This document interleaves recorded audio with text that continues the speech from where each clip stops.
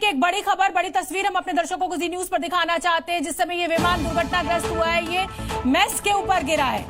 Hostel का mess जिसमें doctors रहते थे, अस्पताल के मेस पर ये विमान गिरा है। अब बीजे अस्पताल की ये इमारत थी जिससे ये विमान दुर्घटनाग्रस्त होने के बाद टकराया है। डॉक्टर्स की कैंटीन को बड़ा नुकसान पहुंचा है। इस कैंटीन में कितने लोग मौजूद थे उस समय, हादसे का क्या अपडेट है, वो भी हम लगातार कोशिश कर रहे हैं कि आप तक सबसे पहले अपडेट पहुंचा सकें। लेकिन बीजे अस्पताल की इमारत से ये विमान टकराया है। हमारे साथ सिविल एविएशन एक्सपर्ट जुड़े हुए हैं। ये देखिए तस्वीरें भी लगातार हम आपको दिखा रहे हैं कि कितनी मतलब ये हालत देखिए इस समय इमारत की कि ये किस तरीके से ये इमारत जो है क्षतिग्रस्त हुई है, दुर्घटनाग्रस्त हुआ है ये विमान इसके ऊपर, और पूरा सब जल गया है। फायर ब्रिगेड की गाड़ियां लगी हुई हैं। टूट फूट देखकर आप अंदाजा लगा सकते हैं कि कितना भीषण ये पूरा हादसा था, कितनी भीषण ये पूरी दुर्घटना थी। ये डॉक्टर्स की कैंटीन की तस्वीरें इस समय हम आपको दिखा रहे हैं। ये वो इमारत की तस्वीरें हैं जिससे ये विमान दुर्घटनाग्रस्त होने के बाद टकराया था। 242 लोग इस विमान में सवार थे। ये कोई छोटा मोटा आंकड़ा नहीं है, छोटी मोटी संख्या नहीं है। 242 लोगों के साथ इस विमान ने अहमदाबाद एयरपोर्ट से उड़ान भरी थी और चंद सेकंड के अंदर ये विमान दुर्घटनाग्रस्त हुआ। फिलहाल ये जो तस्वीर आपकी टीवी स्क्रीन पर है, ये तस्वीर है उस डॉक्टर्स की कैंटीन की, उस मेस की जिस इमारत के ऊपर ये विमान दुर्घटनाग्रस्त हुआ। और पायलट ने पूरी कोशिश की होगी कि कुछ भी कर इस विमान को किसी ऐसे इलाके में ले जाया जाए जहां पर रिहायश ना हो। लेकिन इससे ये साफ जाहिर हो रहा है कि पायलट के जो हाथ में कंट्रोल थे वो सारे कंट्रोल इस विमान के फेल हो चुके थे। इस विमान का इंजन फेल हो चुका था। कोई भी फंक्शन जो है इस विमान में काम नहीं कर रहा था और अंतिम जो स्थिति थी वो यही थी कि ये विमान इस इमारत के ऊपर गिर गया। इसमें डॉक्टर्स मौजूद थे, डॉक्टर्स की ये कैंटीन थी।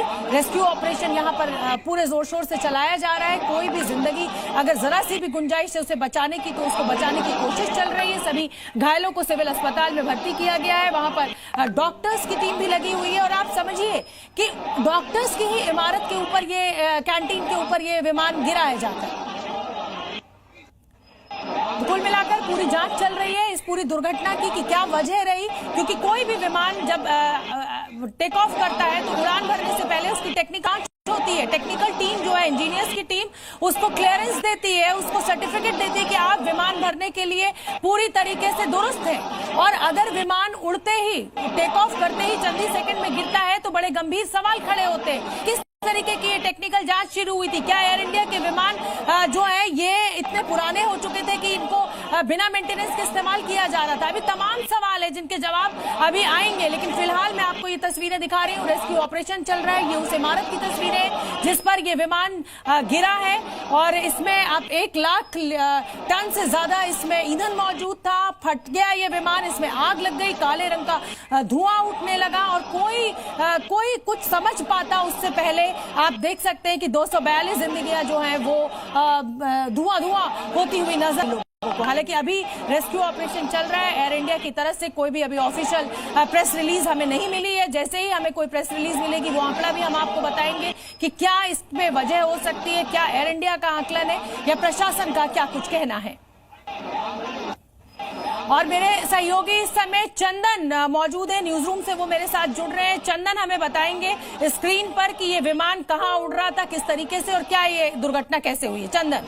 बिल्कुल शोभना जी, ये जो हम तस्वीरें दिखा रहे हैं इसके जरिए हम समझ सकते हैं। सबसे पहले ऊपर देखिए, इंटरनेशनल एयरपोर्ट से विमान यहां तक आया और आखिरी ये सिग्नल जो रिपोर्ट किया गया था, आखिरी सिग्नल इसने दिया है। और ये किस तरह से एलिवेशन था, कितनी ऊंचाई तक गया, कितनी स्पीड तक गया, वो हम आपको तकनीकी तौर पर समझाने की कोशिश करते हैं। ये देखिए यहां पर ऊंचाई दिखाई जा रही है कि ये लगभग 625 फीट तक पहुंचा है। देखिए यहां पर 625 फीट की ऊंचाई तक ये पहुंचा है। अगर मीटर में इसे देखते हैं तो लगभग 190 मीटर जमीन से ऊंचा ये विमान पहुंचा था और यहीं पर लास्ट सिग्नल इसका रिकॉर्ड किया गया था। और उस वक्त इस विमान की रफ्तार जो थी वो 174 नॉट्स के आसपास थी, यानी कि लगभग इसको अगर कैलकुलेट करते हैं तो 322 किलोमीटर प्रति घंटे की रफ्तार से ये विमान उस वक्त उड़ रहा था। और वो जो तस्वीर हम देख रहे हैं ना गौर से, जब उसके टेल से अचानक से धुआं निकलते हुए दिखता है, उस वक्त विमान की रफ्तार जो थी वो 322 किलोमीटर प्रति घंटे की थी और जमीन से लगभग ये 190 मीटर की ऊंचाई पर था। यानी विमान, जैसा कि हमारे एक्सपर्ट थोड़ी देर पहले बता रहे थे कि थ्रस्ट उसने जो है शुरू में लिया था, लेकिन वहां पर अचानक से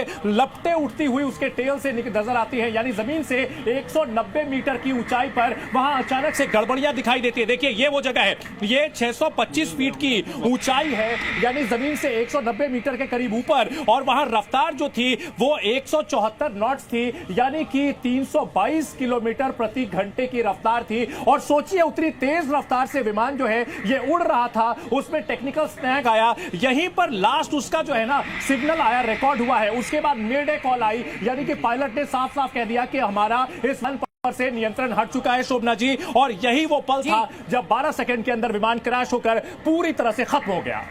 बिल्कुल ठीक है चंदन, आपने समझाया। और मेरे साथ दो एक्सपर्ट्स इस समय, एक एक्स पायलट हैं और एक एविएशन एक्सपर्ट मेरे साथ मौजूद है। मैं जल्दी से जेपी सिंह साहब आपका रुख करना चाहूंगी। देखिए तस्वीरें लगातार हम दिखा रहे हैं, भयावह तस्वीरें, बहुत मतलब दुखद ये तस्वीरें हैं। कुछ भी कोई भी इस तरीके की दुर्घटना हो, किसी के भी परिवार लोगों, लेकिन नुकसान देश का होता है। मैं ये समझना चाहूंगी, आप दर्शकों को हमारे बता रहे थे टेक्निकली कि विंग्स में एक तो ईंधन होता है, जो विमान के जो विंग्स होते हैं उसमें ईंधन होता है, एक सेंट्रल टैंक होता है पीछे की तरफ, लेकिन इस विमान में आग लगी है, क्या वजह आप देख रहे हैं?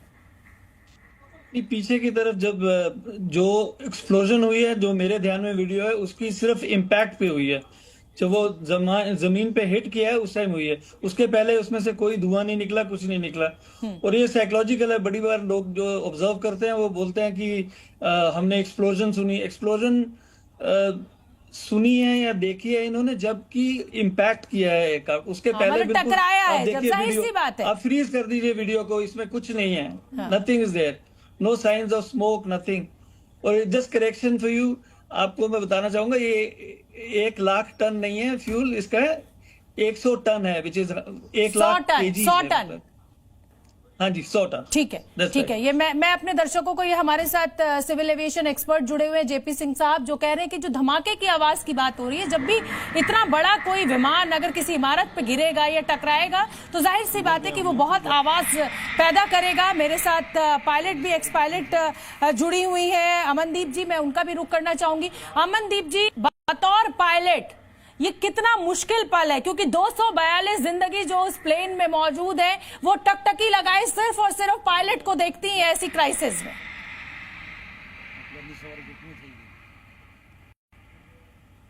पायलट के लिए तो ये बहुत मुश्किल समय है, क्योंकि देखिए पायलट की ट्रेनिंग इतनी अच्छी होती है, जो मैंने देखा है कि बहुत अच्छे से ट्रेन किया जाता है पायलट्स को, और इन सभी इमरजेंसीज को हैंडल करने की ट्रेनिंग दी जाती है। आप देखेंगे पुराने रिकॉर्ड देखिए तो बहुत सारे पायलट्स ऐसे भी हैं जिन्होंने सेफली लैंड भी कर लिया है एयरक्राफ्ट और बचा भी लिया बहुत सारी जिंदगियां। तो ट्रेनिंग तो इसीलिए दी जाती है कि सबको बचाया जा सके। इतना महंगा जहाज है, जहाज को बचाया जा सके, लोगों को बचाया जा सके, क्रू को बचाया जा सके, लेकिन उसके बावजूद नहीं बचा पाए, वो तो किस्मत खराब थी। लेकिन एक बहुत डिफिकल्ट सिचुएशन है, क्योंकि जस्ट आफ्टर टेक ऑफ जब होती है ना इमरजेंसी, तो हमारे लिए बहुत क्रिटिकल हो जाता है डिसीजन लेना कि रिजेक्ट करना है कि कंटिन्यू करना है टेक ऑफ को। रिजेक्शन का भी एक लिमिट होती है कि आप एक टाइम के बाद रिजेक्ट नहीं कर सकते टेक ऑफ को, क्योंकि आपका रनवे भी नहीं है। फिर आप अब उस सिचुएशन में पायलट ने जैसे टेक ऑफ किया, उसके बाद में उनको दिक्कत है, काफी ऊपर चले गए थे, उसके बाद में वो रिजेक्ट भी नहीं कर सकते। उसके बाद इंजन फेल हो रहा है अगर उनका, तो और जब एक बार विमान अगर टेक ऑफ कर गया है तो उस पूरे टेक ऑफ ऑपरेशन को आप अबॉर्ट नहीं कर सकते ऑल ऑफ अ सडन कि नहीं साहब अब हमें लैंड करना है। विमान बहुत बड़ा होता है, 242 लोग उसमें मौजूद थे, 100 टन के करीब में ईंधन मौजूद था, लोगों का लगेज होता है। मैं एक बार फिर से